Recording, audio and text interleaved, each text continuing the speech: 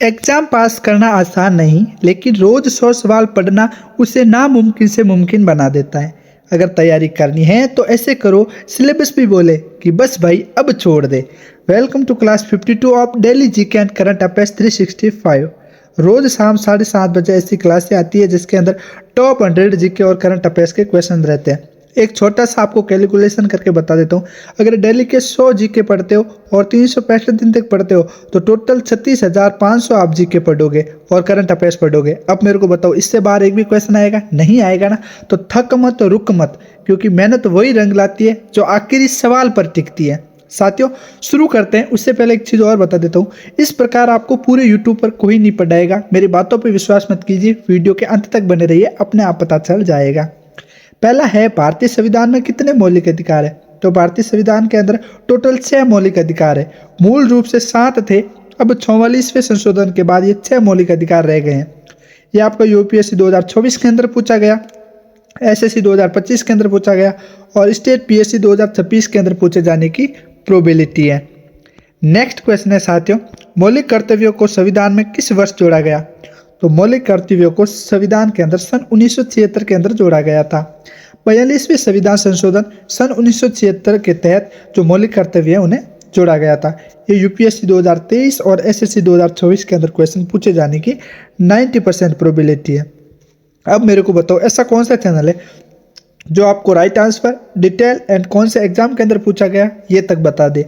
अगला क्वेश्चन है, भारत का राष्ट्रपति किसके प्रति उत्तरदायी होता है? तो संसद के प्रति जो भारत का राष्ट्रपति होता है वो उत्तरदायी होता है। राष्ट्रपति संसद के प्रति उत्तरदायी होता है क्योंकि उसे वही महाभियोग कर सकती है। ये आपका यूपीएससी 2024 और एसएससी 2025 के अंदर पूछा गया क्वेश्चन है। नेक्स्ट क्वेश्चन है आपका, भारत का चुनाव आयोग एक संस्था है, किस प्रकार की संस्था है? वो है अर्ध न्यायिक संस्था। अनुच्छेद 334 के तहत ये एक अर्ध न्यायिक संस्था के रूप में स्वायत्त है। ये आपका यूपीएससी 2023 और एसएससी 2025 के अंदर क्वेश्चन है जो पूछा गया है। अगला क्वेश्चन है साथियों, राज्यसभा को स्थायी सदन क्यों कहा जाता है? साथियों, राज्यसभा को स्थायी सदन इसलिए कहा जाता है क्योंकि ये कभी भंग नहीं हो सकती और हर 2 वर्ष में 1/3 सदस्य सेवानिवृत्त होते रहते हैं। ये यूपीएससी 2024 और एसएससी 2025 के अंदर पूछा गया सवाल है। अगला क्वेश्चन है, भारत में योजना आयोग कब समाप्त हुआ? तो 2014 के अंदर भारत के अंदर योजना आयोग समाप्त हुआ और नीति आयोग है जो गठन हुआ। यूपीएससी 2023 और एसएससी 2025 के अंदर ये क्वेश्चन आपका पूछा गया है। अगला क्वेश्चन है साथियों, राष्ट्रीय आय की गणना कौन करता है?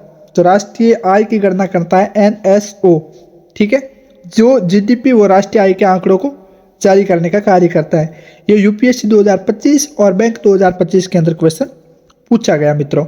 अगला है, जीडीपी डिफॉल्ट किसका नाम माप है? तो जीडीपी डिफॉल्ट है जो मूल्य स्तर में परिवर्तन का माप है। Nominal GDP real GDP into 100 से मूल्य स्तर मापा जाता है। ये यूपीएससी 2024 और एसएससी 2025 के अंदर क्वेश्चन पूछा गया है। नेक्स्ट है, द्वितीय पंचवर्षीय योजना का प्रमुख लक्ष्य क्या था? तो साथियों, प्रथम पंचवर्षीय योजना कब 1952 से शुरू हुई थी और द्वितीय पंचवर्षीय योजना का मुख्य लक्ष्य क्या था?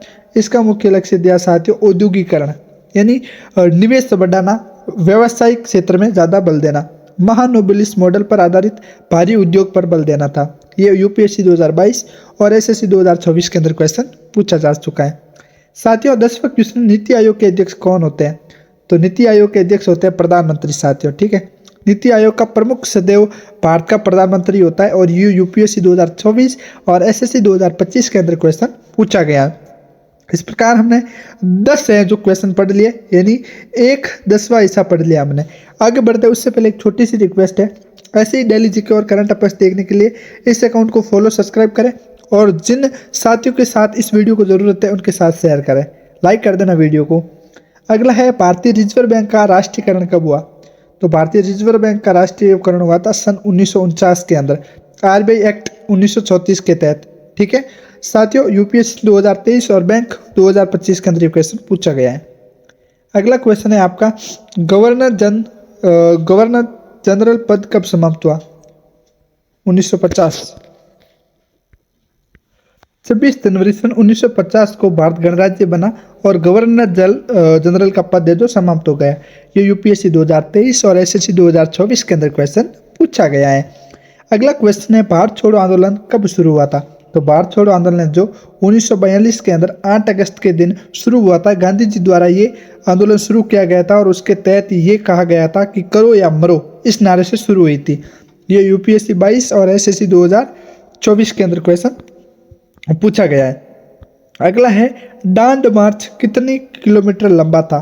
तो डांड मार्च है जो 240 किलोमीटर लंबा था, जो साबरमती से लेके दांडी तक 24 दिन का यात्रा मार्ग था।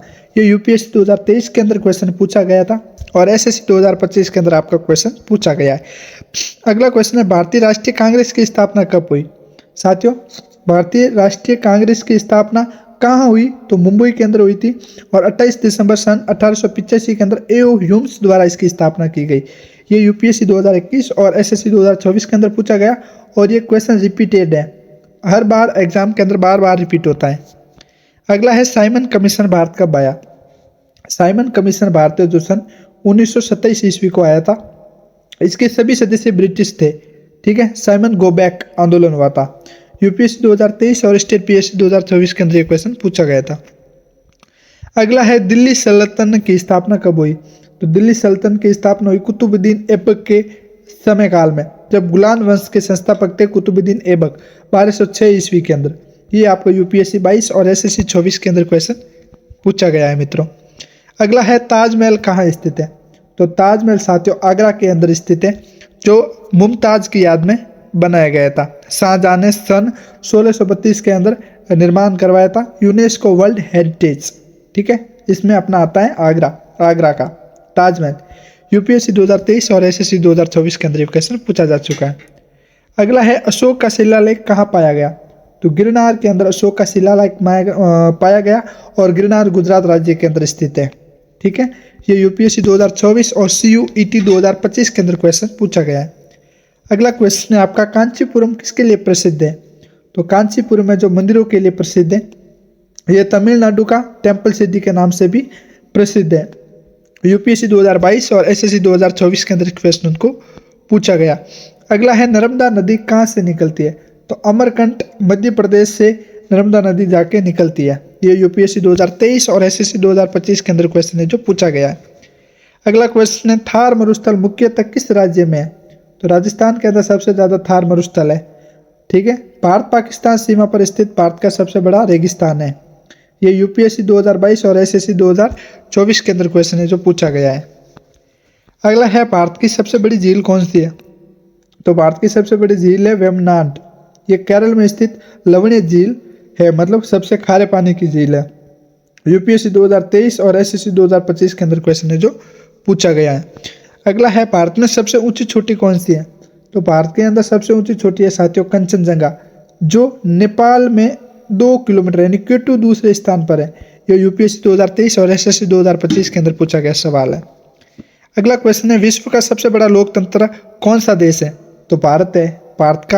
भारत एक ऐसा देश है जो विश्व का सबसे बड़ा लोकतंत्र है, जिसके अंदर 97 करोड़ से अधिक मतदाताओं के साथ भारत दुनिया का सबसे बड़ा लोकतंत्र है। ये यूपीएससी 2024 और एसएससी 2025 के अंदर क्वेश्चन पूछा गया है। अगला है, मंगलयान मिशन कब लॉन्च हुआ? तो मंगलयान मिशन है जो 2013 के अंदर लॉन्च हुआ। भारत का पहला मंगल मिशन इसरो द्वारा 5 नवंबर 2013 को छोड़ा गया। ये यूपीएससी 2023 और सीयूईटी 2025 के अंदर पूछा गया सवाल है। अगला है, ब्लू रेवोल्यूशन का संबंध किससे है? तो साथियों ये मछली उत्पादन से संबंधित है। अगला है, भारत में मत्स्य पालन को प्रोत्साहन देने के लिए कौन सा अभियान चलाया गया था? ये ब्लू रेवोल्यूशन। यूपीएससी 2024 और एसएससी 2025 के अंदर पूछा गया सवाल है। अगला क्वेश्चन है मेरे प्यारे साथियों कि भारतीय स्वर्णिम चतुर्भुज योजना किससे संबंधित है? तो ये सड़क विकास से संबंधित है, स्वर्णिम चतुर्भुज परियोजना, और ये दिल्ली, मुंबई, चेन्नई, कोलकाता को हाईवे से जोड़ता है। ये यूपीएससी 2023 एसएससी 2024 के अंदर पूछा गया सवाल है। अगला क्वेश्चन है, राष्ट्रीय आय का पहला अनुमान किसने लगाया था? तो दादा भाई नौरोजी ने राष्ट्रीय आय का पहला अनुमान लगाया था, जो poverty and UN British rule में पहली बार गणना की थी। ये यूपीएससी 2022 और एसएससी 2024 के अंदर पूछा गया सवाल है। अगला क्वेश्चन है साथियों, भूगोल शब्द का पहली बार प्रयोग किसने किया था? साथियों भूगोल शब्द का पहली बार उपयोग है जो इंडोस्टनीज ने किया था। ठीक है, यूनानी वैज्ञानिक था इरोटोस्टनिस, जो जिसे फादर ऑफ जियोग्राफी कहा जाता है, उसने किया था। और ये यूपीएससी 2023 और सीयूईटी 2025 के अंदर पूछा गया सवाल है। इस प्रकार साथियों हमने आपके 30 सवाल जान लिए। बाकी के 70 सवाल भी इसी पीडीएफ के अंदर इंक्लूड है। वो 70 सवाल पढ़ने के लिए इस पीडीएफ को आप बाय कर सकते हो। इस पीडीएफ की कीमत सिर्फ 2 कप चाय जितनी रख गई है। इस पीडीएफ को खरीदकर आप अपने फ्यूचर को ब्राइट कर सकते हो। खुद ही नहीं बल्कि अपने साथियों के साथ भी इस पीडीएफ को शेयर करके आप कंपटीशन एग्जाम की तैयारी कर सकते हो। बाकी के पूरे 100 क्वेश्चन है जो इसी पीडीएफ के अंदर एमसीक्यू इंक्लूड है। तो फटाफट जाइए, इस अकाउंट के बायो के अंदर आपको लिंक मिल जाएगी या फिर आपको डिस्क्रिप्शन के अंदर हमारे मोबाइल नंबर मिल जाएंगे। वहाँ से आप इस पीडीएफ को बाय करके अपने एग्जाम की तैयारी कर सकते हो। Thanks for watching this video. ऐसी डेली क्लास आती है उसके लिए सब्सक्राइब कर लेना। जय हिंद, जय Bharat, my love you all dear guys.